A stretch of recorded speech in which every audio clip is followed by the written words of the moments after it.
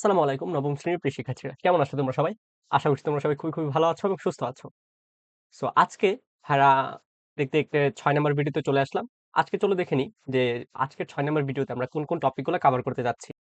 আজকের যে টপিকগুলো কভার করব এই টপিকগুলো হচ্ছে আমাদের ডেইলি লাইফে খুবই বেশি দেখে অভ্যস্ত। এর মধ্যে একটা হচ্ছে তাপ প্রয়োগের পদার্থের প্রসারণ কিভাবে হচ্ছে, এই ব্যাপারে আমরা হচ্ছে ডিটেইলস ধারণা পাবো এবং ম্যাথমেটিক্যাল যে রিলেশন গুলো আছে ওইগুলো হচ্ছে নিয়ে আসবো ওইখান থেকে। ২ নম্বর হচ্ছে প্রসারণের যে কার্যপ্রণালী। যে প্রসারণগুলো আসলে কেন হচ্ছে, কিভাবে হচ্ছে ওই জিনিসগুলোর ব্যাপারে আইডিয়া পাবো এবং সবার শেষে হচ্ছে ১-২ টা গাণিতিক প্রবলেম যেগুলো হচ্ছে বইয়ে দেয়া আছে ওইগুলো হচ্ছে আমরা সলভ করব। ঠিক আছে? চলো তাহলে মেইন বই চলে যাই। আজকে আমরা তাপপ্রয়োগী পদার্থের প্রসারণের মধ্যে ৩ টা টপিক আছে। একটা হচ্ছে কঠিন পদার্থের প্রসারণ, আরেকটা হচ্ছে তরল পদার্থের প্রসারণ এবং লাস্ট হচ্ছে গ্যাসীয় পদার্থের প্রসারণ। আমরা হচ্ছে আজকে জাস্ট কঠিন পদার্থের প্রসারণটা দেখব। এবং এই কঠিন পদার্থের প্রসারণটা মেইন বইয়ের 33 নাম্বার পেজ থেকে শুরু হয়ে 34, 35 এবং 36 পেজ পর্যন্ত দেয়া আছে। সো আমরা হচ্ছে মেইনলি এই ৪ টা পেজ কভার করব। তোমরা যারা নিউজ পড়ো তারা শুনে থাকবা যে এখন যে রেলগাড়িগুলো চলাচল করতেছে ওইগুলার গতি একটু কমায় দেয়া হইছে। সরকার থেকে নির্দেশনা আসছে যে তোমরা একটু কম গতিতে চালাও। কেন চালাও? কারণ হচ্ছে গরমের কারণে। সো অ্যাকচুয়ালি কেন এই নির্দেশনাটা আসছে ওই জিনিসটা হচ্ছে আমরা আজকে ক্লিয়ার বুঝতে পারবো। আমরা যদি একটু ভালো করে রেল লাইনের দিকে তাকাই তাহলে আমরা দেখতে পাবো রেল লাইনের মাঝে সবসময় একটু ফাঁকা থাকে। ব্যাপারটা কেমন? ধরো এই যে এরকম একটা রেল লাইন, এরকম একটা রেল লাইন। দেখবা হচ্ছে এখানে একটু জায়গা ফাঁকা রাখছে। ফাঁকা রেখে একটু আরেকটা রেল লাইন দিছে, আরেকটা রেল লাইন এড করেছে। সো এই ফাঁকাটা কেন? তার কারণ তাপের কারণে রেল লাইনে প্রসারণ হয়। রেল লাইন আঁকাবাঁকা হয়ে যেতে পারে। যদি এই ফাঁকাটা না থাকতো, আমি যদি তাপ দেই, হিট এই রেল লাইনটা কি প্রসারিত হবে? যদি ফাঁকা না থাকতো তাহলে এইভাবে বেঁকে যেত। সো এই বাঁকা যাতে না হয় আর যদি ফাঁকা থাকার কারণে কি হয়? এটা একটু সামনের দিকে আগায়। ঠিক আছে? সো বাঁকা যাতে না হয় এজন্য হচ্ছে মাঝখানে ফাঁকা রাখা হয়। ঠিক কতখানি ফাঁকা রাখলে ঠিক কতখানি ফাঁকা রাখা হলে রেল লাইন, ট্রেনের সব পরিবহন সবসময় নিরাপদ হবে। এই জাতীয় বিষয়গুলো জানতে হলে তাপের সঙ্গে পদার্থের প্রসারণের যে সম্পর্ক আছে ওইটা আমাদের বোঝা দরকার। কারণ আমরা চাইলে কিন্তু ১ মিটার ফাঁকা রাখতে পারব না। তখন রেল দেখবা মাটিতে পড়ে রেলগাড়ি হচ্ছে মাটিতে পড়ে দুর্ঘটনা ঘটার পসিবিলিটি থাকে। আবার যদি কম ফাঁকা রাখি তাহলে হচ্ছে এইভাবে বেঁকে যাবে। তখনও আবার দুর্ঘটনা ঘটার পসিবিলিটি থাকে। আমরা হচ্ছে একটা রেঞ্জের ভিতরে ফাঁকা রাখা দরকার এবং ওই রেঞ্জটার ব্যাপারে আইডিয়া থাকার জন্য আমাদের তাপ এবং পদার্থের প্রসারণ এই জিনিসটার ব্যাপারে একদম ক্লিয়ার স্বচ্ছ ধারণা দরকার। সো আজকে হচ্ছে ভাই কঠিন পদার্থের এই টপিকটাই ক্লিয়ার করব তোমাদের। দেখো কঠিন পদার্থের মধ্যে কি আছে? এই জিনিসটা কি? এই জিনিসটা হচ্ছে স্প্রিং মডেল। দেখো, তুমি যদি ধরো এই স্প্রিংটাকে এদিকে টান দিচ্ছ। টান দিলে কি হবে? এই স্প্রিংটা একটু প্রসারিত হবে, এটা প্রসারিত হবে, এটা প্রসারিত হবে। সো আবার যদি ছেড়ে দাও, আবার আগের জায়গায় চলে আসবে। বাট এটা কিন্তু সবসময় হয় না। যাদের বাসায় রাবার ব্যান্ড আছে, মেয়েরা তোমরা হচ্ছে এই জিনিসটা এক্সপেরিমেন্ট করে দেখতে পারো যে রাবার ব্যান্ডকে একটু টেনে ছেড়ে দিবা, আগের জায়গায় চলে আসবে। আরেকটু বেশি টানবা, আগের জায়গায় চলে আসবে। বাট এমন একটা সময় আসবে যখন তুমি টান দিবা তখন আর আগের জায়গায় আসবে না। একটা certain amount of distortion create হয়ে যাবে ওইখানে। সো ওই ডিস্টরশনটা ক্রিয়েট যে হচ্ছে এটার জন্য যাতে স্পেস পাই, এই স্পেসটার জন্য হচ্ছে তোমার এই যে রেল লাইনের মধ্যে যে ফাঁকা জায়গাটা ওই জায়গাটা দেওয়া। ঠিক আছে? এই জিনিসটাকে আমরা সিম্পলি স্প্রিং এর সাথে তুলনা করতে পারি। সো যা বেশি দূর প্রসারিত হয় কিন্তু কম দূরে সংকৃত হয়। একটি অণু বেশি অন্য অণুকে বেশি কাছে আসতে দেয় না। বুঝা গেছে তো? প্রসারিত হবে বেশি কিন্তু সংকুচিত হবে কম। তার মানে একটা সার্টেন অ্যামাউন্ট অফ পার্মানেন্ট ডিসটরশন ওইখানে থাকবে। এর ফলে কি দৈর্ঘ্যটা একটু বেড়ে যাবে। তাপ দেওয়া হলে অণুগুলোর কম্পন বেড়ে যায়। এটা তো আমরা জানি। আমরা তো এতক্ষণ এই জিনিসটা পড়ে আসছি যে তাপ দিলে অণুগুলোর কম্পন কমে যাবে, বেড়ে যাবে। এটা হচ্ছে মেইনলি অভ্যন্তরীণ শক্তি যেটা। তখন প্রসারিত হওয়ার সময় এগুলো একটু বেশি দূরে যায় কিন্তু সংকুচিত হওয়ার বেলায় কম দূরত্ব আসে বলে কম্পনরত অণুগুলো বেশি জায়গা নেয়। মনে হয় পদার্থের আয়তন বেড়ে গেছে। কিভাবে আবার আমরা দেখতে পাবো? তাপ প্রয়োগ করলে কঠিন পদার্থ দৈর্ঘ্য, প্রস্থ, উচ্চতা এই ৩ দিকেই প্রসারিত হয়। কারণ 1 ডাইমেনশনাল বা 2 ডাইমেনশনাল বলে কোনো বডি এক্সিস্ট করে না। সবগুলো হচ্ছে দৈর্ঘ্য, প্রস্থ, উচ্চতা। ইভেন আমরা হচ্ছে খাতার যে পেজটা দেখি এটা হচ্ছে 2 ডাইমেনশনাল দৈর্ঘ্য আর প্রস্থ আছে বলে আমরা ধরে নেই।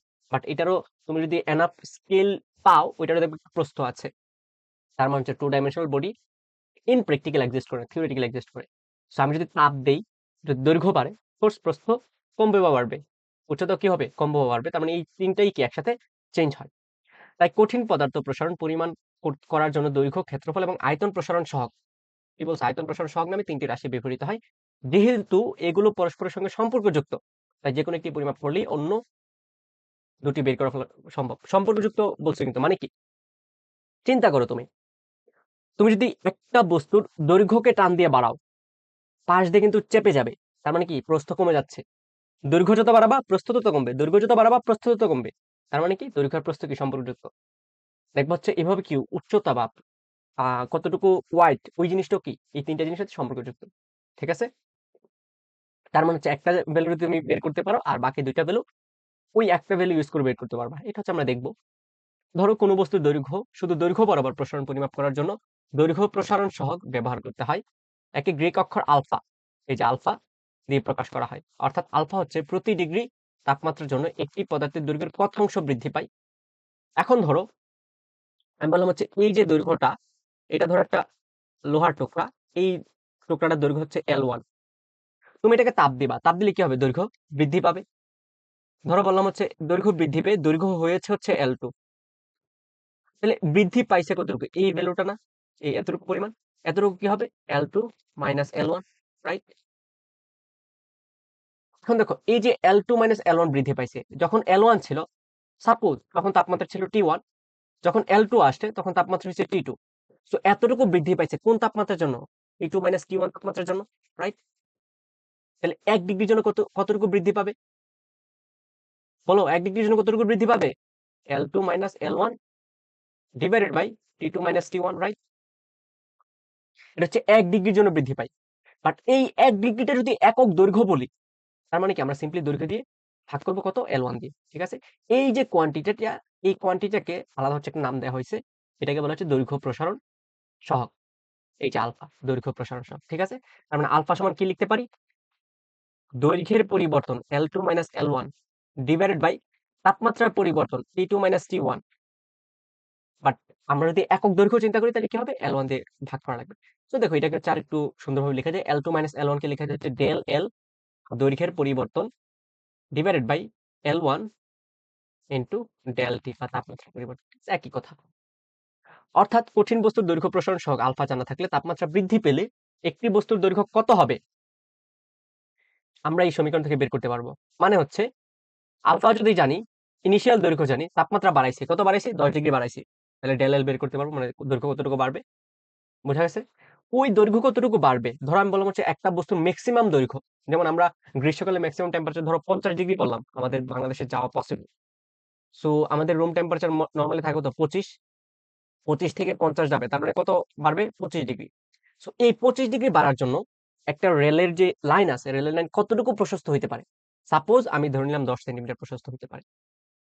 সো আমি যে একটা রেল থেকে আরেকটা রেলের ফাঁকা, এই ডিসটেন্সটা ম্যাক্সিমাম কত রাখতে পারবো? 10 সেন্টিমিটার। এটা হচ্ছে আমাদের সেই। বোঝা গেছে কিভাবে ইউজ করা হয়? ওকে। সো এখন দেখো আমাদের এখান থেকে আমি যদি ক্রস মাল্টিপ্লাই করি, এই যে L1 ইনটু আলফা আসতেছে, আলফা L1 ইনটু কি আসতেছে? T2 মাইনাস T1 সমান কি আসতেছে? L2 minus L1।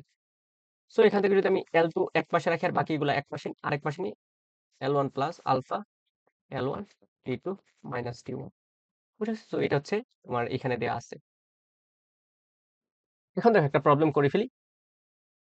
290 কেলভিন তাপমাত্রায় থাকা 10 মিটার দৈর্ঘ্যের ধাতব তারকে 290 কেলভিন তাপমাত্রা, তার মানে এটা কি? T1। 10 মিটার দৈর্ঘ্যের ধাতব তার, মানে এটা কি? L1। রোদে ফেলে রাখায় এর তাপমাত্রা 325 কেলভিন হলো, তার মানে এটা হচ্ছে T2। তারের দৈর্ঘ্য কত হবে? প্রসারণ সহগ কত দেয়া আছে? এটা। সো এটা হচ্ছে আলফা। সো দৈর্ঘ্য কত হবে? তুমি সিম্পলি L2 সমান কি লিখতে পারো? L1 plus alpha L1 T2 minus T1। সবগুলো ভ্যালু দেওয়া আছে, সিম্পলি বসাই দিবা, যা আনসার আসে ওইটা হচ্ছে আমার অ্যান্সার। এখন আমার এখান থেকে 2-3টা জিনিস একটু ধারণা থাকা লাগবে ক্লিয়ার। একটা হচ্ছে আলফার একক কি হবে।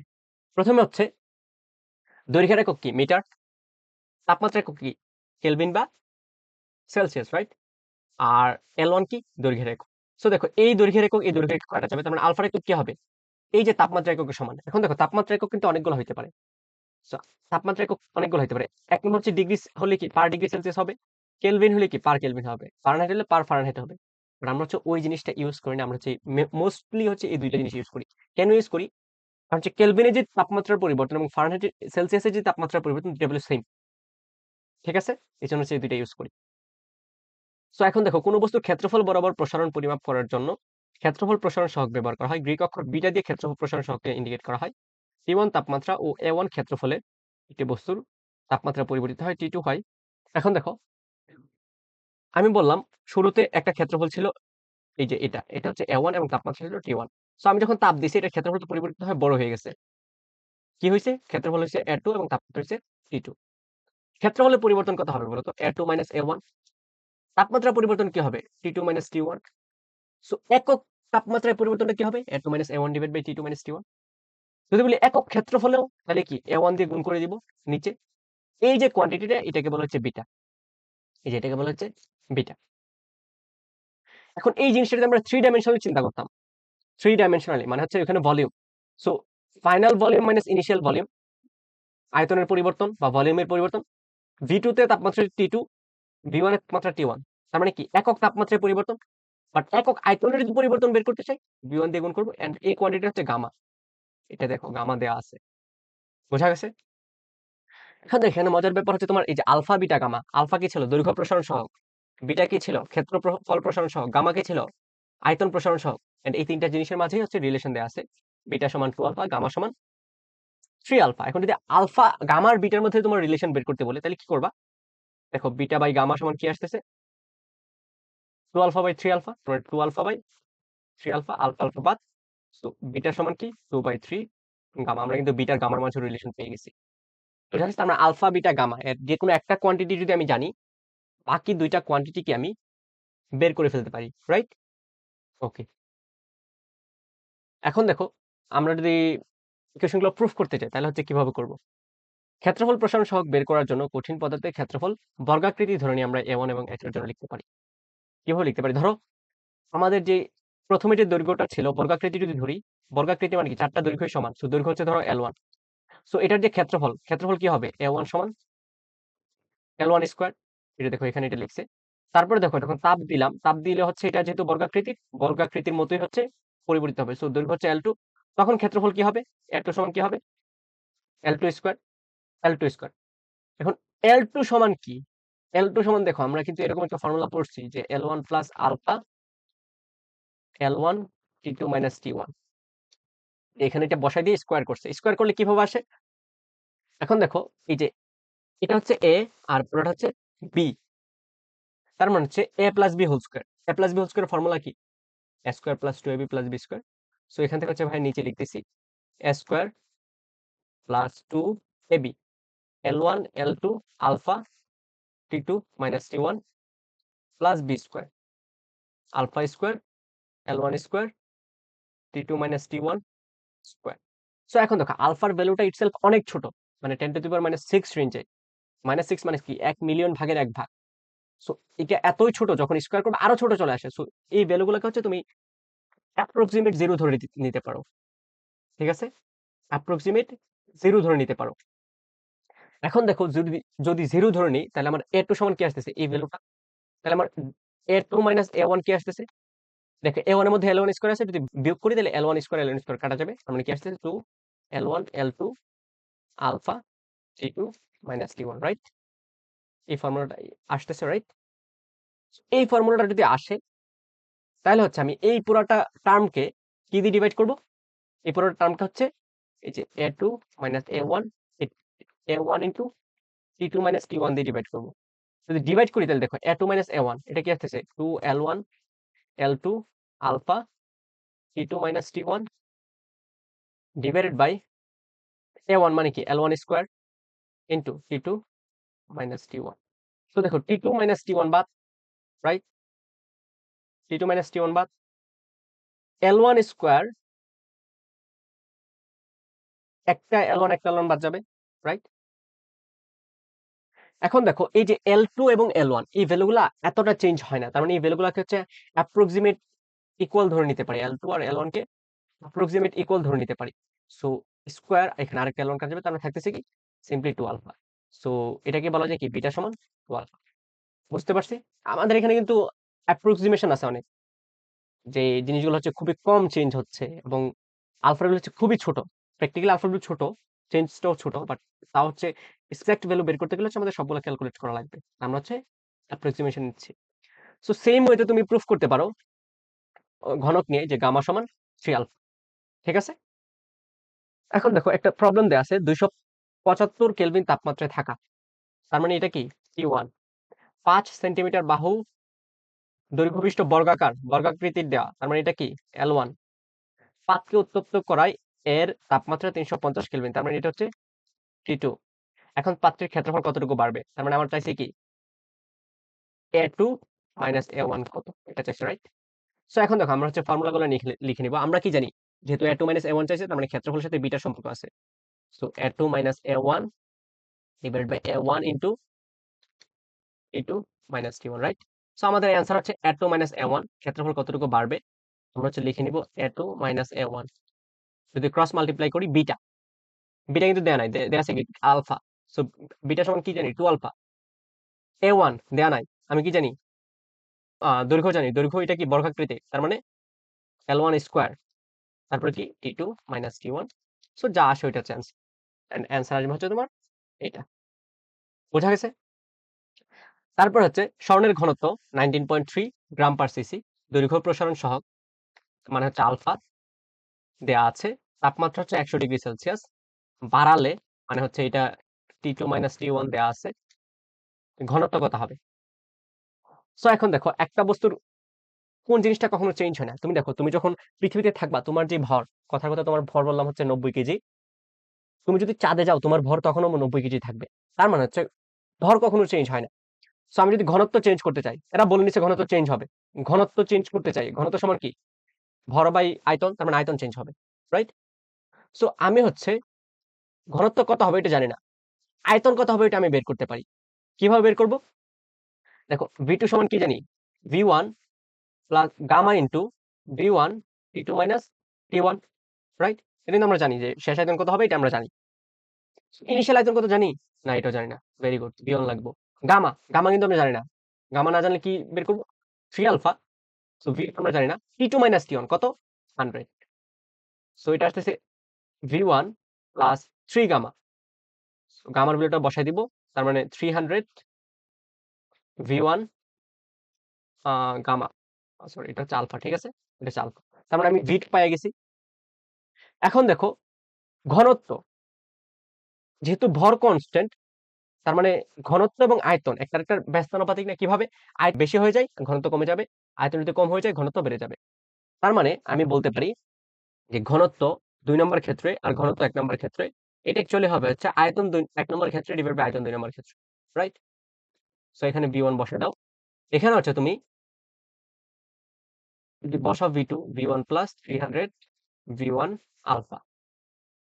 সো দেখো নিচে থেকে ভি1 কমন যায়, তার মানে লেখা যায় হচ্ছে ভি1 1 প্লাস 300 আলফা, রাইট? এটা কি আসতেছে rho two divide by rho one.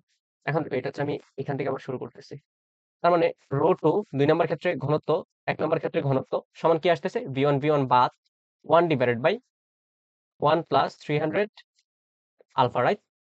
এখন দেখো রো ওয়ান বা 1 নম্বর ক্ষেত্রে ঘনত্ব কিন্তু আমি জানি, কত জানি, 19.3 গ্রাম পার সিসি, বসাই দাও। রো টু 1 নম্বর ক্ষেত্রে হচ্ছে 19.3, 1 ডিভাইডেড বাই 1 প্লাস 300 আলফা, আলফার ভ্যালু কিন্তু আমি জানি, আলফার ভ্যালু কত দেওয়া আছে, 14 into 10 to the power minus 6, 14 into 10 to the power minus 6। So এখান থেকে যখন আমি সবগুলো ক্যালকুলেট করে দেখো পুরোটা ইকুয়েশনে rho two unknown, so rho two যখন বের করবো এটা আসবে হচ্ছে 19.22 গ্রাম পার সিসি, এন্ড এটা হচ্ছে আমার অ্যান্সার, ঠিক আছে? বইয়ে যেভাবে দেয়া আছে ওইভাবে যে করা লাগবে এটা ম্যান্ডেটরি না, তুমি তোমার মতো করে করে ফেলতে পারো, বাট এটা হচ্ছে ইজি অ্যাপ্রোচ। সো এখন দেখো একটি পদার্থের প্রসারণ সহগ জানা থাকলে পরিবর্তিত তাপমাত্রায় তার কতটুকু পরিবর্তন হবে সেটি হিসাব করা যায়। আমরা কিন্তু দেখে ফেলছি যে কতটুকু পরিবর্তন হয়, L2 যদি বের করতে বলে L2 বের করতে পারি, কতটুকু পরিবর্তন L2 মাইনাস L1 এটা বের করতে পারি, তাপমাত্রার পরিবর্তন বের করতে পারি। বিভিন্ন ব্যবহারিক ক্ষেত্রে প্রসারণ সহগ জানা থাকা খুবই প্রয়োজনীয়, তোমরা ইতিমধ্যে জেনেছো যেহেতু রেল লাইন তাপে প্রসারিত হয়, তাই আগে হিসাব করে নিতে হয় এই জন্য কতটুকু ফাঁকা জায়গা রাখতে হবে, তা না হলে রেল লাইন বেঁকে গিয়ে দুর্ঘটনা ঘটতে পারে। ইঞ্জিন কিংবা এই ধরনের যন্ত্রপাতি তৈরি করার সময় ও প্রসারণ সহগ জানা প্রয়োজন, কেননা এসব যন্ত্র অনেক বেশি তাপমাত্রা উঠানামা করে। আবার রকেট কিংবা কৃত্রিম উপগ্রহ বায়ুমণ্ডলের ভেতর দিয়ে তীব্র গতিতে যাওয়ার সময় উত্তপ্ত হয়, এখানেও প্রসারণ সহগ জানা থাকা প্রয়োজন। দাঁতের ফোঁটো মেরামত করতে ডেন্টিস্টরা যে পদার্থ ব্যবহার করেন সেই পদার্থটির প্রসারণ সহগ হতে হয় দাঁতের প্রসারণ সহগের ঠিক সমান, তা না হলে ঠিক কিছু খাওয়ার সময় এটি ছোট হয়ে খুলে আসতে অথবা গরম হয়ে কিছু খাওয়ার সময় বেশি প্রসারিত হয়ে দাঁতের উপর চাপ ফেলবে। দেখছো এই যে আমরা যে প্রসারণ সহগটা পড়ছি এটা কতটা ইম্পর্টেন্ট, ডে টু ডে লাইফে আমরা এভরি প্লেসে এই জিনিসটা দেখতে পাই। আমরা যে যন্ত্র বানাচ্ছি, যন্ত্র কতটুকু প্রসারিত হতে পারে, ততটুকু প্রসারণের জন্য একটি স্পেস দেওয়া দরকার, যদি স্পেস না দেয় তাহলে যন্ত্র হচ্ছে নষ্ট হয়ে যাবে। রেল লাইনের কথা তো বললাম, দুর্ঘটনা ঘটতে পারে। এই জন্য হচ্ছে এখন সরকার থেকে নোটিশই আসছে ব্যাক কমায় দেওয়ার জন্য। তারপরে হচ্ছে তোমার যে ডেন্টিস্ট যারা হচ্ছে দাঁত লাগায় আর কি আলাদা করে, ওদের দেখবো হচ্ছে দাঁতের ভেতরে যে দাঁত ফিলার গুলো ইউজ করতেছে, ওই ফিলার গুলার যে প্রসারণ আর দাঁতের যে আমাদের বডির অনুযায়ী যে প্রসারণ, ওই প্রসারণ দুইটা সমান হওয়া লাগবে। এখন ধরো দাঁত আমাদের যে বডির দাঁত খুবই বেশি প্রসারিত হচ্ছে, বাট ফিলার কম প্রসারিত হচ্ছে, তার মানে এটা লুজ হয়ে যাবে, তখন খুলে চলে আসবে। আবার আমাদের ফিলারটা বেশি প্রসারিত হচ্ছে, দাঁত খুবই কম প্রসারিত হচ্ছে, তখন ফিলার দাঁতের মধ্যে চাপ দিবে, ব্যথা করবে। আবার আমাদের যে স্পেস এক্সপ্লোরেশনে যে বিভিন্ন স্পেস যানগুলো যাচ্ছে, ওইগুলা বায়ুর মধ্যে দিয়ে খুবই হাই ভেলোসিটিতে যায়, তখন এরা কিন্তু গরম হয়। সো কতটুকু স্পেস এদের জন্য দরকার, কতটুকু গরম হচ্ছে, এই জিনিসটা কিন্তু জানা দরকার। নয়তো কিন্তু স্পেস গুলো হচ্ছে কি করবে, স্পেস ক্রাফট গুলা ব্লাস্ট করবে, যেটা হচ্ছে তোমার 1971-2 তে হইতো। সো মেইনলি হচ্ছে এই জিনিসগুলো আমরা এখন আস্তে আস্তে কমাই নিয়ে আসতে পারছি কিভাবে, পদার্থের এই যে প্রসারণ সহগ প্রসারণ সহগগুলোর ব্যাপারে ধারণা রেখে। সো চলো দেখি এই টপিকটা আমরা আমাদের 10 মিনিটস স্কুলের অনলাইন ব্যাচে কিভাবে পড়াই। দেখো আমাদের এখানে L1 দৈর্ঘ্যের একটা দণ্ড আছে, এটাকে যখন তাপ দিব, এটার দৈর্ঘ্য কি হবে, L2 হয়ে যাবে। দৈর্ঘ্য পরিবর্তন কতটুকু, L2 - 1 L1। সো L1 যখন ছিল তাপমাত্রা ছিল T1, L2 যখন ছিল তাপমাত্রা ছিল T2। এখান থেকে কি আমরা ওই যে দৈর্ঘ্য প্রসারণ সহগ আলফার ভ্যালুটা বের করতে পারি না? আলফা সমান কি L2 - L1 divided by L1 into T2 - T1।